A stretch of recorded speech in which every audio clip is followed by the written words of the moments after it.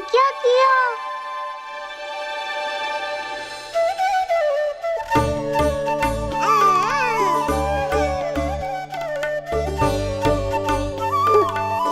लगता है इसे माखन से अधिक ही प्रेम हो गया है। सावधान यशोदा, कहीं बड़ा होकर माखन चोर ना बन जाइए। माखन चोर क्यों बनेगा मेरा लल्ला? माखन की कोई कमी है क्या हमारे घर में? जितना माखन चाहिए उतना माखन खिलाऊंगी मैं अपने लल्ला को। पर मैया, अभी तो थोड़ा सा भी नहीं चखा रही हो। ये ले। लो, ये भी दाऊ को दे दिया।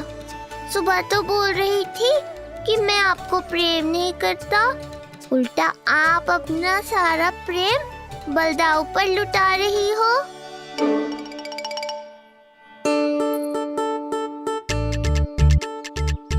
सुनो जी, कान्हा के चारों ओर सिरहाने लगा दो ना, नहीं तो जी फिर से इधर उधर चला ना जाए।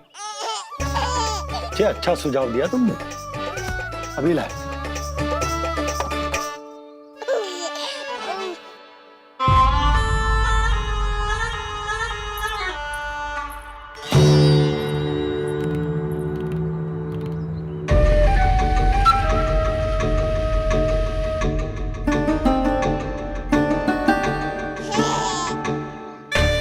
इस बालक का वध करके जब मैं मथुरा वापस लौटूंगा तो प्रभु कंस मुझे अपना विशेष विश्वास पात्र तो बनाएंगे ही, पर क्या पता प्रधानमंत्री भी बना दे। देवकी और वसुदेव अभी कहाँ हैं? अपनी संतानों के श्राद्ध के लिए ऋषि गर्ग के आश्रम जा रहे हैं। अब आप क्या करने वाले हैं महाराज? एक बार तो मैंने उन्हें प्राण दान दे दिया। बधाई हो कुंवर जी, अपनी पत्नी के प्राण बचाने में आप सफल हुए। दूसरी बार मैं उन्हें दंड देने निकला तो तुमने मुझे रोक दिया। बुद्धि बल का प्रयोग कीजिए स्वामी, शारीरिक बल की आवश्यकता नहीं। किंतु एक ही भूल को बार बार नहीं दोहराएगा कंस। मथुरा नरेश कंस के इस महल से वसुदेव और देवकी जीवित बाहर नहीं निकलेंगे, केवल उनके शव। कंस मामा, आप उनको छू भी नहीं सकते।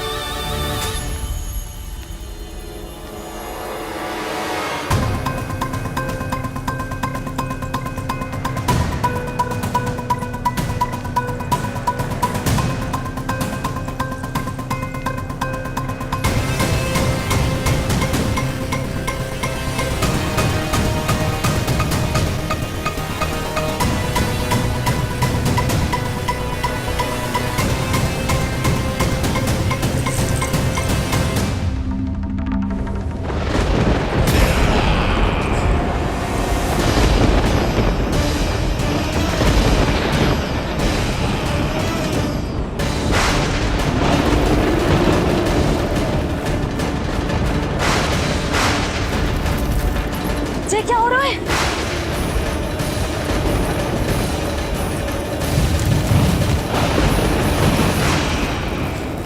ये क्या हो रहा है?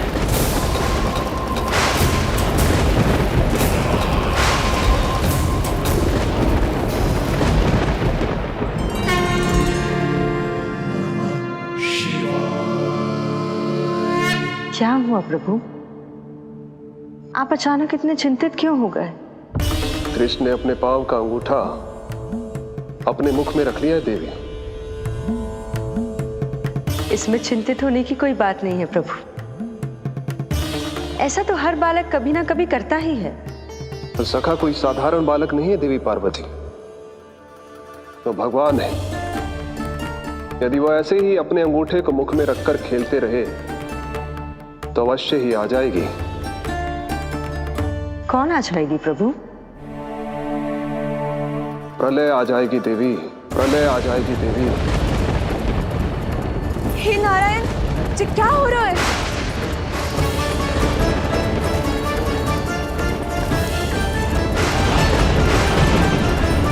जी ऐसे लग रहा है जैसे दिन में ही रात्रि के समान अंधेरा छा गया हो। लगता है बहुत बड़ी आंधी आने वाली है।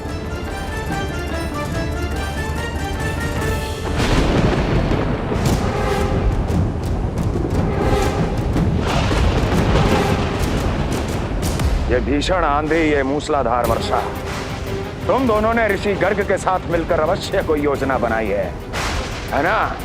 बोलो बोलो, क्या है वो योजना? बोलो।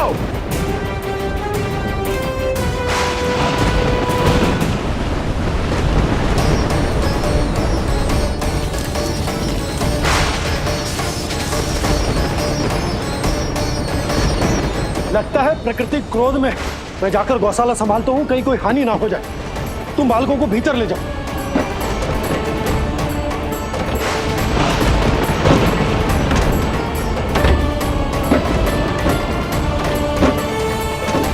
जी द्वार और झरोखे बंद करते हैं। हाँ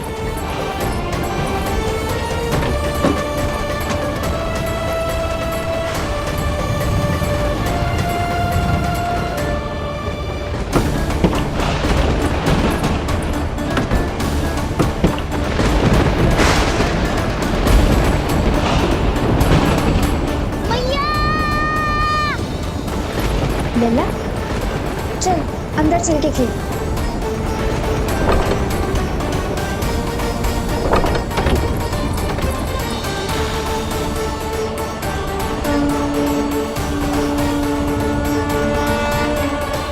आपके सखा तो ध्यान निद्रा में चले गए हैं प्रभु। इनकी ये अंगूठा चूसने की सामान्य सी क्रिया का कितना घातक प्रभाव पड़ रहा है, इन्हें तो पता भी नहीं है। चाहे जानबूझकर की जाए या अनजाने में हो, सखा की हर लीला के पीछे कोई ना कोई उद्देश्य अवश्य छिपा होता है। पर ऐसा लगता है देवी जैसे उनकी इस लीला के पीछे एक नहीं अनेक उद्देश्य छिपे हैं।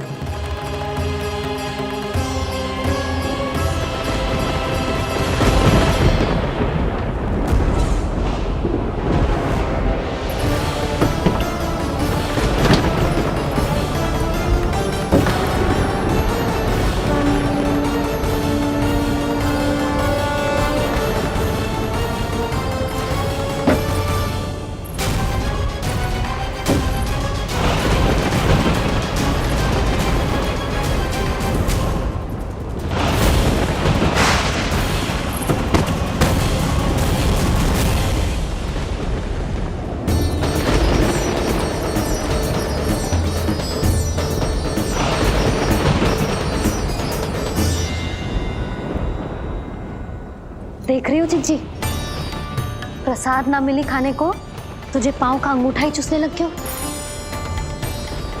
कान्हा, ये क्या कर रहे है? अंगूठा मुंह से निकाल दे लल्ला। अच्छी बात ना है कान्हा। देख कान्हा, तू नींद में है, इसका अर्थ ये ना है कि मैया तुझे अंगूठा चूसने देगी। निकाल अंगूठा मुंह से। आज तो बड़ी शीघ्र इतनी गहरी निद्रा में सो गए हो तुम।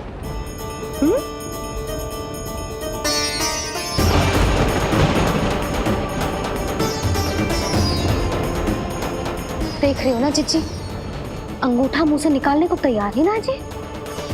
ऐसा क्या आनंद मिल रहा है?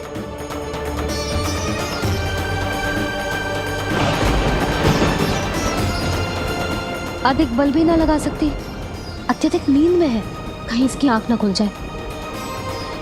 रानी भाभी, लगता है तीव्र वर्षा होने वाली है। मैं और भोला भैया के साथ अगले निकल रहे हैं। हो सकता है उन्हें हमारी आवश्यकता हो। हाँ हाँ चलो बोला।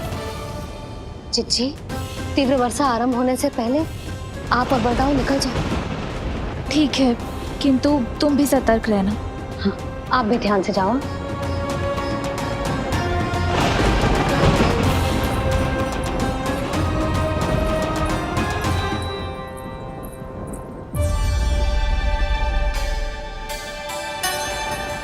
हे नारायण, वस्त्र बाहर सूख रहे हैं और तेरे अन्नप्राशन वाले चावल भी रखे हैं। भीतर करना होगा ना चिचान की भी।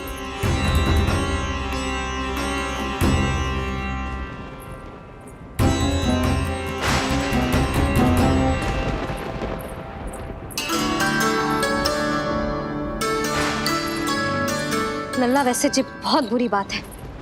अंगूठा मुंह से बाहर निकाल। केवल 2 दिवस में तेरा अन्नप्राशन है, फिर सब खाइयो। तनिक धैर्य रख। गुड़ तो प्रभु, स्वयं कृष्ण की मैया इनका अंगूठा नहीं निकाल पाई, तो अब और कौन निकालेगा? कैसे रुकेगी ये प्रलय? इसका एक ही अर्थ है देवी, अभी लीला समाप्त होने का समय नहीं हुआ। अभी तो कहना तो ये चाहिए कि लीला अभी पूरी तरह से आरंभ ही नहीं हुई है।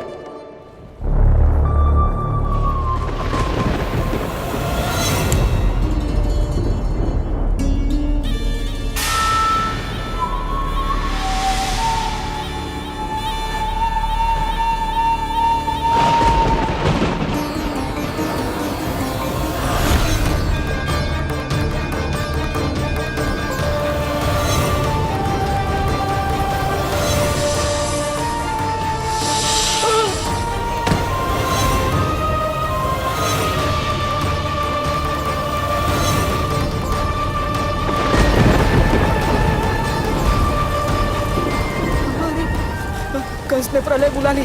कंस ने प्रलय बुला ली।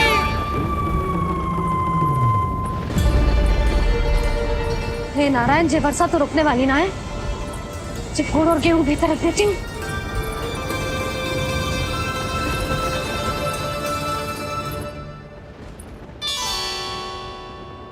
जे देख रहे हो गुड़, जे तेरे अन्नप्राशन के पकवानों के लिए ही है। कैसे कैसे करके बचा के लाई हूँ, कुछ पता भी है तुझे? और तू है कि जे अंगूठा ही चूसे जा रहे है। हाँ नहीं तो। किंतु आज प्रलय भी आ जाए तो कंस की तलवार का वार रोकने में असमर्थ होगी। कंस के साथ विश्वासघात किया है, दंड तो मिलेगा। महाराज, वायुमंडल में अचानक आए इस परिवर्तन का हमसे कोई लेना देना नहीं है। हम तो बस अपनी संतानों के श्राद्ध के लिए जा रहे थे। मूर्ख हूं मैं, मूर्ख हूं मैं। कंस एक मूर्ख है, मूर्ख हूं मैं। अब अच्छी तरह जानता हूं मैं, श्राद्ध केवल एक बहाना है। किंतु सत्य यह है कि तुम और वो ऋषि गर्ग मिलकर मेरे विरुद्ध एक षड्यंत्र रच रहे हो, और ये तुम्हारी योजना है। भैया, ये आप क्या कह रहे हैं? कैसा षड्यंत्र, कैसी योजना? हम तो केवल श्राद्ध के लिए गए थे। बहुत अवसर दिए मैंने तुम दोनों को, किंतु तुमने बार बार बार बार बार बार मुझे मूर्ख बनाया। इसलिए अब मैं अवसर दूंगा अपनी इस तलवार को।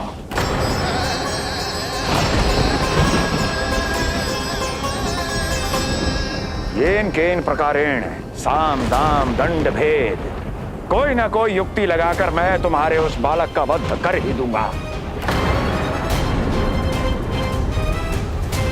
पर उस क्षण का साक्षी बनने के लिए अब तुम दोनों को जीवित नहीं छोड़ूंगा मैं।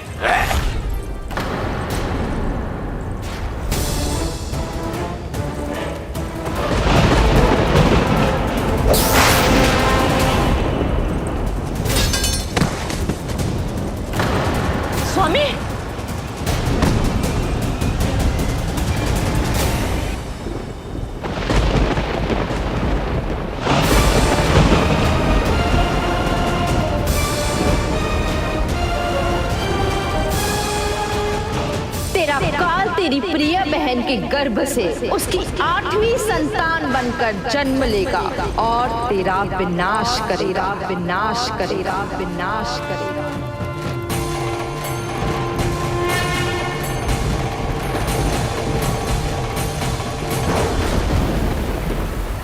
प्रलय आने वाली है, प्रलय आने वाली है, प्रलय आने वाली है।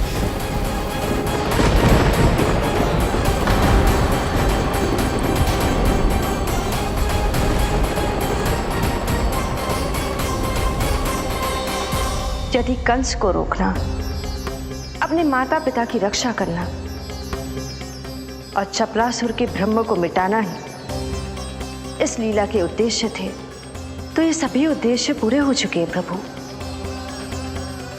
अब तो ये प्रलय रुकनी ही चाहिए।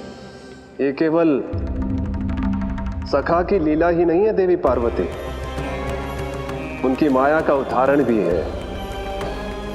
मार्कंडेय ऋषि को दिए गए वरदान को पूरा करने के लिए ही ये सब हो रहा है। कौन सा वरदान प्रभु? प्रभु की माया को साक्षात अपनी आंखों से देख पाने का वरदान।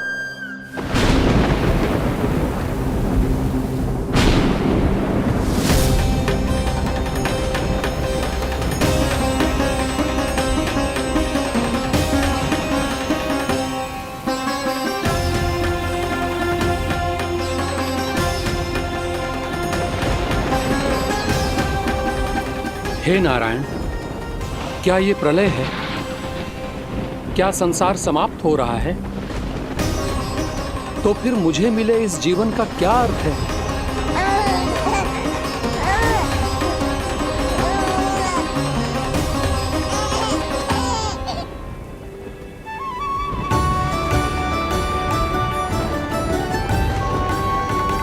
ये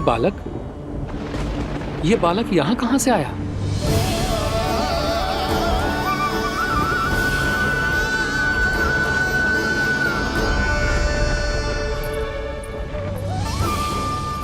सोते हुए कितना निर्दोष लगता है जी।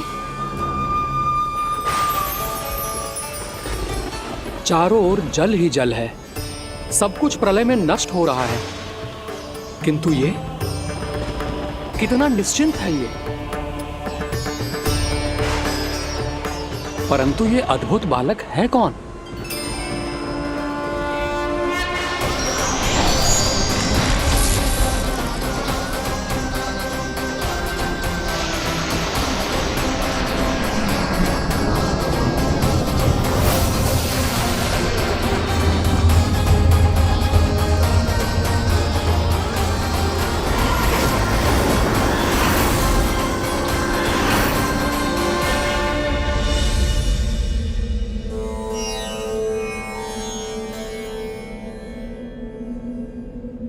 जिन घने काले बादलों ने आकाश को घेरा हुआ था, कहां गए वो?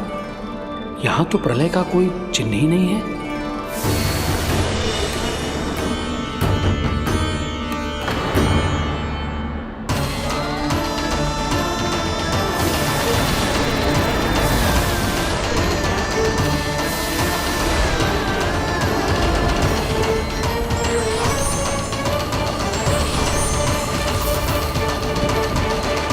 ये आप ही की माया थी ना प्रभु? मुझे इसका साक्षी बनाने के लिए आपका बहुत बहुत धन्यवाद। परंतु इसका अर्थ क्या है प्रभु?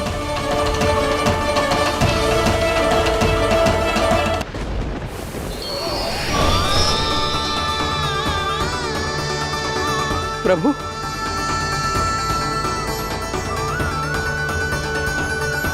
इसका अर्थ ये है कि ये मानव संसार वट वृक्ष पर स्थित है और मानवों का जीवन काल वट वृक्ष के पत्ते पर विश्राम करती एक जल की बूंद के समान होता है। वो बूंद जो किसी भी क्षण नीचे गिर सकती है। आपने तो स्वयं देखा है महर्षि, ये संपूर्ण जगत, ये महाब्रह्मांड मेरे ही भीतर स्थित है। ये उदाहरण है इस बात का कि जो दिखता है उसके कई स्वरूप होते हैं। जो आज आप देख रहे हैं वो पहले भी हो चुका है। और आगे भी होगा। सब कुछ एक माया है। प्रलय का होना, जीवन का होना, दुख, सुख, सब एक भ्रम है। ठीक उसी प्रकार जिस प्रकार एक जलाशय में दिखने वाला प्रतिबिंब आपकी वास्तविकता नहीं बल्कि एक भ्रम होता है। इसलिए मनुष्य को सदैव ध्यान रखना चाहिए कि जीवन में कोई भी संकट क्यों ना आए, वो इस प्रलय की तरह केवल एक भ्रम ही होता है। ऐसे समय में जो संकट के सामने झुक जाते हैं या अधर्म का साथ देते हैं, वह स्वयं को उस भ्रम रूपी प्रलय में डुबोकर नष्ट कर लेते हैं।